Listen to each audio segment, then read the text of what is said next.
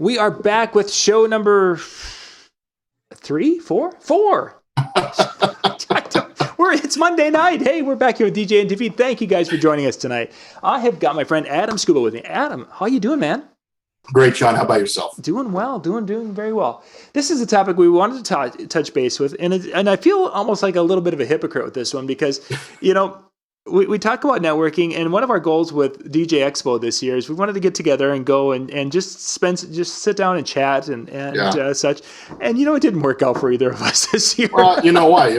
I know with you, you were very busy with shooting the show and getting the show together and everything, and I just got tied up talking to a bunch of people and rubbing elbows, so to say. So it just it didn't happen, but we're doing it now. There we go. And because we were networking and we were, engaging, that's just sometimes it works. And sometimes at these shows, there's just so many opportunities to connect with so many people that that's the beauty about networking. And that's, when I talk to people about getting out and talking with other people, some people get caught up on the whole, I have to show up with a stack of business cards in my hands. And, I have to be wearing a suit and tie, and I have to, have my elevator pitch ready to go. And I really think that they kind of missed the whole point of just creating a connection, finding a common ground between themselves and that other individual. And it doesn't even have to be about business. So some of my favorite things to talk about when I run into the people at the DJ Expo is not, what kind of speakers they're using, what kind of lights they're using, how many thousands of, songs they got in the music library. Hey, how's your family doing? Yep. How's the kids doing? This year we were blessed to have twins back in February. So everybody wanted to know how the twins were doing. So my whole time was, picking up my phone and showing pictures off of let me adjust this here for you. There you go. Pictures of my kids, and that was a great thing. And that really, and that kind of bond you can create between individuals will go so much further than just, hey, here's my business card. What do you know? And I'll tell you what I know, kind of thing. So networking doesn't always have to be formal. Networking can be simple as sitting down and having a drink with somebody, sitting down and having lunch with somebody, sitting down and having breakfast with somebody.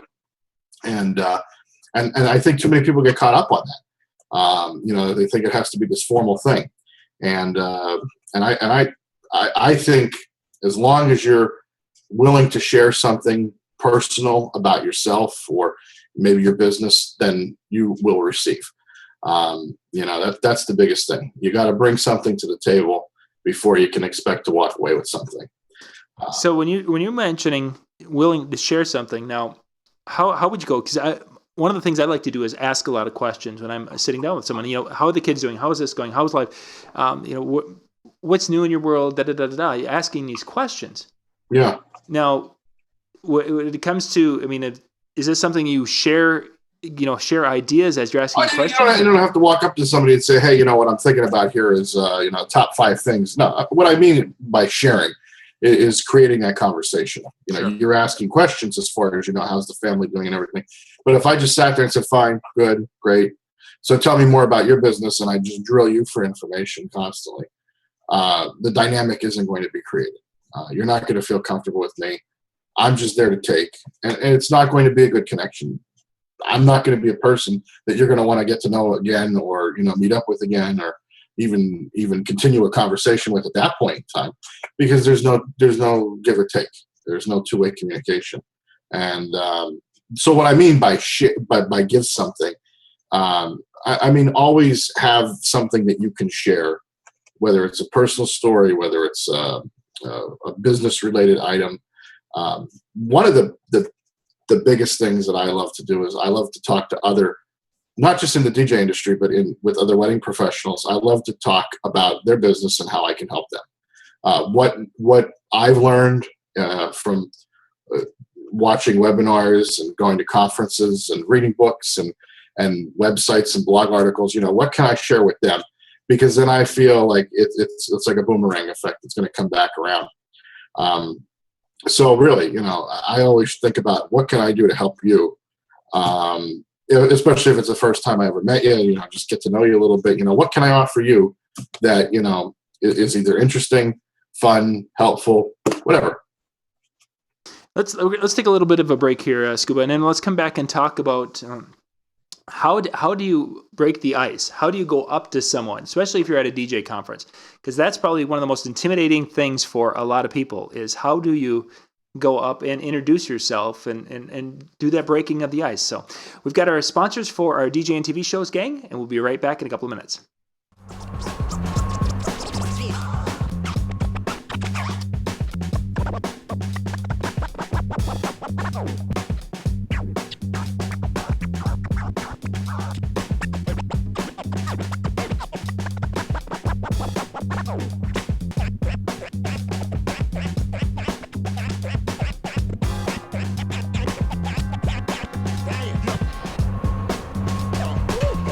It's USA from RPM. Our name says it all. Get the latest hits while they're the hottest. With Top Hits USA, you'll have the track for sure. Visit tophitsusa.com or call 800-521-2537 and get a free demo.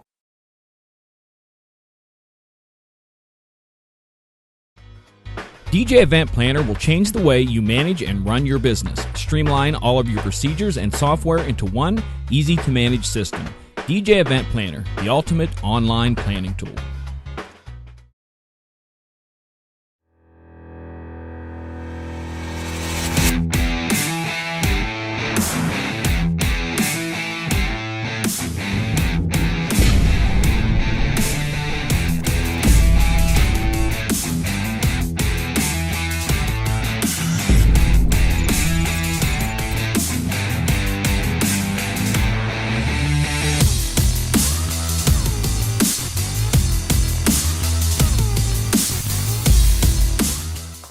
So those are our sponsors for our DJ and TV shows this fall. Please show them a little bit of love because without their help, things like this just would not be able to happen.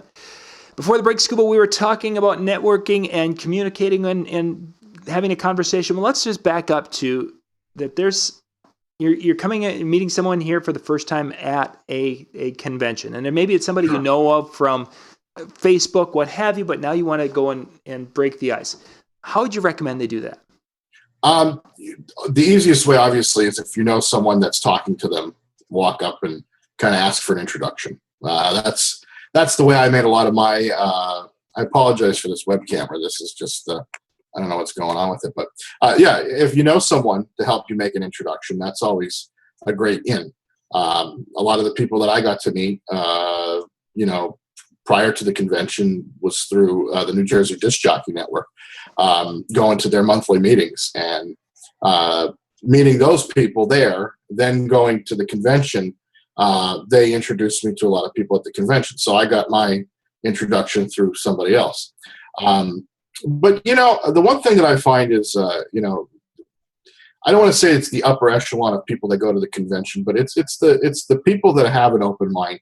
The reason they're there is to learn. And I think the best part about that is they also are willing to meet new people for the most part. So just walking up to somebody, reading their name tag, say, "Hey, where are you from?" "I'm from Pennsylvania." "Where are you from?" Most people will talk to you gladly. They don't hold back. People are there. They want to learn things. They want to meet new people. So just a simple smile and a handshake. And hey, how you doing? Yeah. And sometimes, for some reason, it's not. We're having problems with the link that they're trying to share. The mutual, having that person come up there or introduce you and such. I've used that on a few occasions, but because of Facebook nowadays, yeah, there's so many people that that you know of, or sometimes as a Facebook name and what have you. And you mentioned the business card thing, and I struggle with this one. I mean, is a business card, does it play a role in those types of communications anymore, or is it something that's kind of obsolete?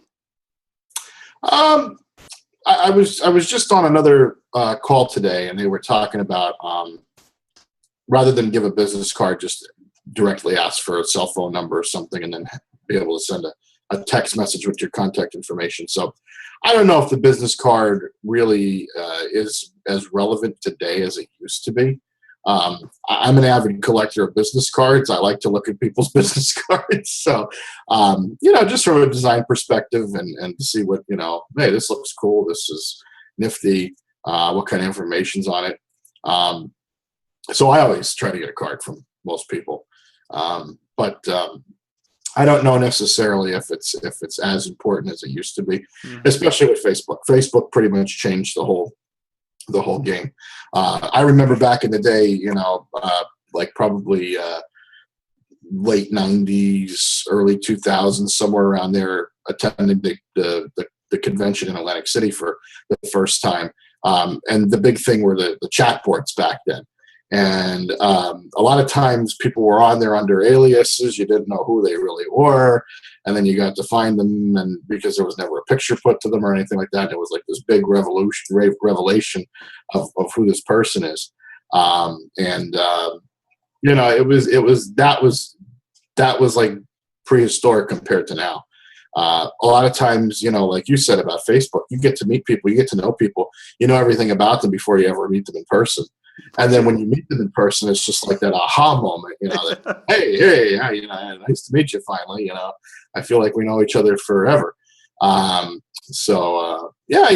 think, but I think there's a difference in the level of the connection of just like, if I know you, John Young, just out there, like from Disc Jockey News, and I don't know anything about you other than, you do this broadcast, you do the newspaper, you do the stuff, I'm going to have a different interaction with you than, knowing you personally.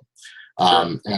And I think Facebook has done a lot to blur those lines a little bit more, because you can see the personal stuff on the Facebook page. But if you're just popping in a chat room or something like that, you're probably not going to pick that kind of thing up.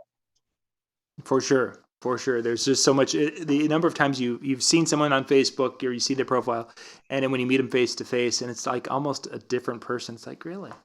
I wouldn't have perceived you to be this way. Yeah. And generally it's in a good way. I'm not saying this in a negative way, but what you see online and in the person you're face to face with, it's like, wow, that's cool. Different. I didn't envision you face to face this way. Yeah. Sometimes it's for the good, sometimes it's for the not so good. Yeah, so. Not too often. Most of the time, it's been for the better. Most of the time, it ends up working out quite well. Yeah.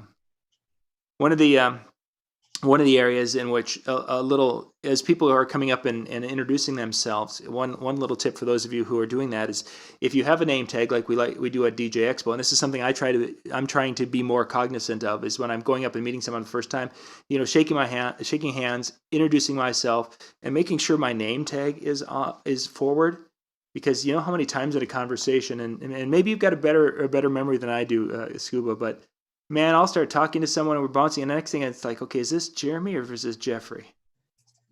And I'm not doing I'm a little bit better maybe, but not much better. Oh, man. And, it's one of those things where I don't forget faces, but names can come and go quite easily.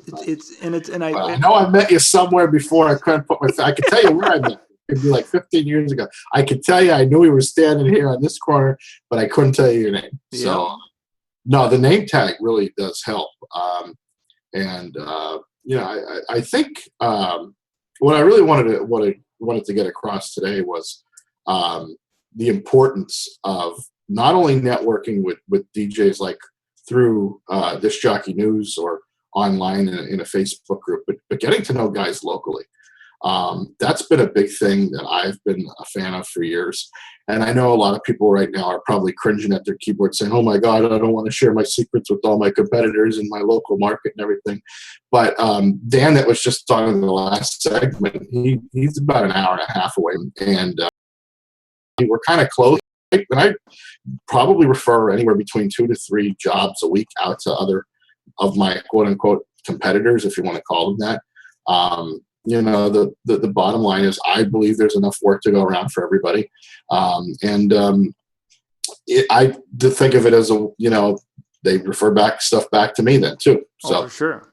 It's really important to get to know the guys in your local area. For a while, a few years ago, we were running a local disc jockey networking group. When I got married and then had my kids, I kind of laid off that a little bit. I would like to get back into doing that a little bit more, but it was really a great opportunity for probably about 20 to 30 to sometimes 40 guys locally to be able to get together and sit down, have dinner together, talk about new ideas. And there really wasn't any kind of it wasn't like a brawl style atmosphere or anything. I mean, there was no bickering, fighting.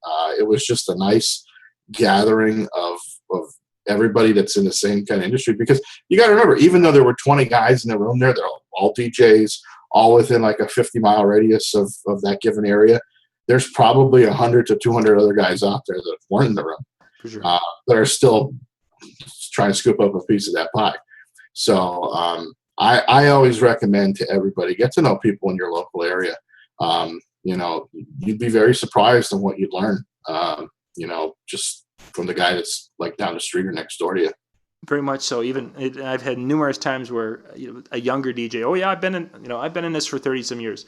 I should know, and yet you get someone who's new, fresh eyes, and they've picked up an idea or a thought or what have you. And I've almost learned in the last probably 10 years more from younger guys than people from my own generation of the DJ industry, just because you can always learn and never pass up that opportunity to network with someone and learn, even if it is someone who's just starting out, because they look at things differently than we do.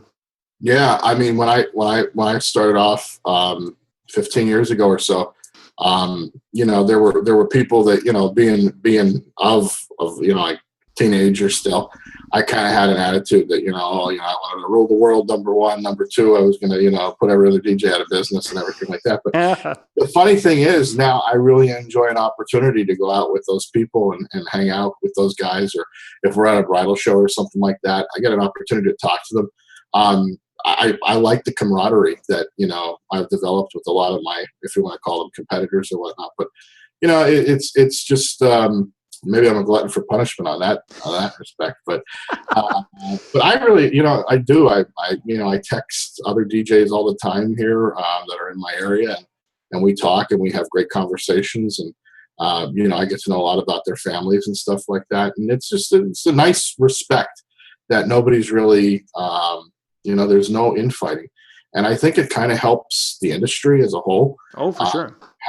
When you have that level of respect and you have that camaraderie in between guys, everybody's, I don't say everybody's on the same page as far as pricing and everything like that, because they're not, but there's still like an underlying, I don't know what you call it, good juju vibe going on, For sure. Yeah. And it does just something to elevate, the level of the industry.